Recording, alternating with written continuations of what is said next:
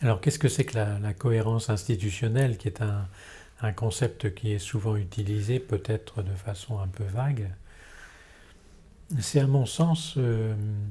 donner la représentation à l'enfant qu'il est dans un groupe qui l'accueille, souvent en dehors de la famille, que ce soit à la crèche, que ce soit à l'école maternelle ou dans différents endroits, un groupe dans lequel les gens qui l'accueillent sont des gens qui sont d'accord sur un pacte général qui les relie. On est là pour faire ce travail-là, on accueille les enfants dans la crèche ou à l'école maternelle, mais ça n'est pas parce qu'ils sont dans un pacte de groupe qui leur permet d'accueillir ces enfants dans cet endroit-là qu'ils sont tous basés sur le même modèle et faits comme des clones. Et que donc chacun d'eux va avoir un point de vue par rapport à cet enfant qui, dans le cas présent, pose une difficulté puisqu'il s'agit d'un enfant difficile. Et c'est parce que les adultes qui sont là en position de professionnels peuvent échanger sur leurs points de vue différents mais complémentaires qu'on va trouver ce qu'on appelle une cohérence institutionnelle. Ça n'est pas parce qu'on échange et qu'on veut tous devenir le même qu'on va fabriquer de la cohérence institutionnelle. Ça n'est parce que c'est bien plus parce qu'on reconnaît les différences de point de vue et qu'on a le projet de les articuler, que l'enfant va sentir que ces adultes sont effectivement différents comme il en avait l'intuition profonde, sans qu'on lui explique, mais qu'ils sont d'accord sur l'essentiel, c'est-à-dire le travail qu'on fait autour de cet enfant-là. Et là, on se rend compte que les points de vue différenciés de chacun des adultes sont très importants. Et on retrouve quelque chose qu'on a déjà abordé, c'est-à-dire que chacun des adultes peut avoir un point de vue sensiblement différent par rapport à un enfant difficile. Il peut se faire qu'un adulte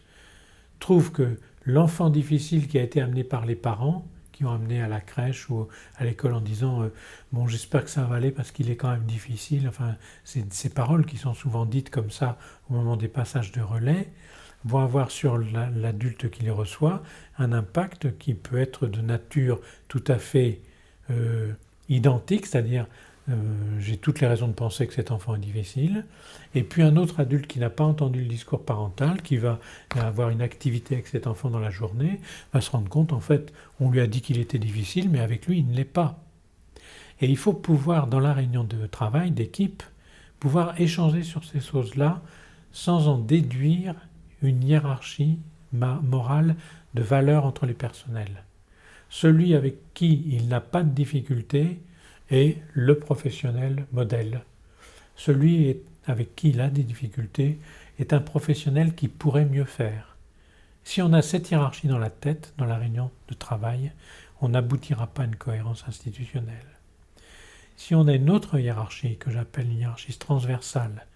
qui est que l'adulte qui a des difficultés avec l'enfant est peut-être celui qui est en lien avec les parents, qui considèrent que leur enfant est difficile, mais que les autres adultes qui n'ont pas ces difficultés avec l'enfant vont apporter des points de vue complémentaires et permettre à cet enfant de montrer d'autres facettes de lui que les autres n'avaient pas encore vues. Et dans cette réunion dans laquelle on va travailler sur la cohérence institutionnelle, c'est de ce partage des expériences avec l'enfant que va sortir une idée sensiblement différente, et notamment pour celui qui considère que l'enfant est difficile, par rapport à cet enfant. Et on pourrait dire que ceux qu'il ne considèrent pas comme un enfant difficile vont aider ceux qu'ils considèrent comme un enfant difficile à changer de point de vue par rapport à cette prise en charge d'enfant. Et quand cette cohérence institutionnelle est instaurée, elle n'est pas stable, elle est toujours en train de se modifier, bien sûr, mais les parents vont sentir qu'il y a quelque chose de différent qui se passe avec leur enfant. Et l'enfant, plutôt que de dire le soir, après la journée au centre aéré,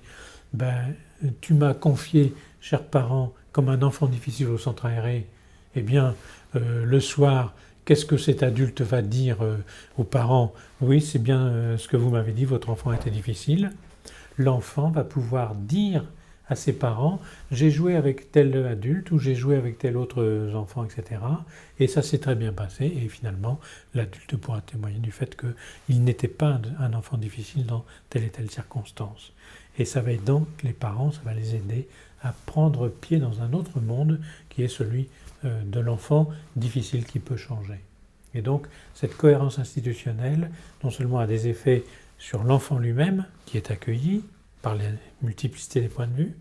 sur l'équipe elle-même, qui permet de partager les points de vue et d'aider ceux qui sont dans la position de considérer qu'il est difficile à changer de point de vue par rapport aux autres expériences qui ont lieu, mais aussi les parents qui vont bénéficier de tous ces points de vue différents, de ces expériences différentes, pour changer de point de vue eux-mêmes par rapport à l'enfant difficile et se dire peut-être quelque chose peut changer. Et donc à ce moment-là, l'espoir renaît dans leur tête et ça aide beaucoup l'enfant à faire tomber la pression dont il est victime comme enfant difficile.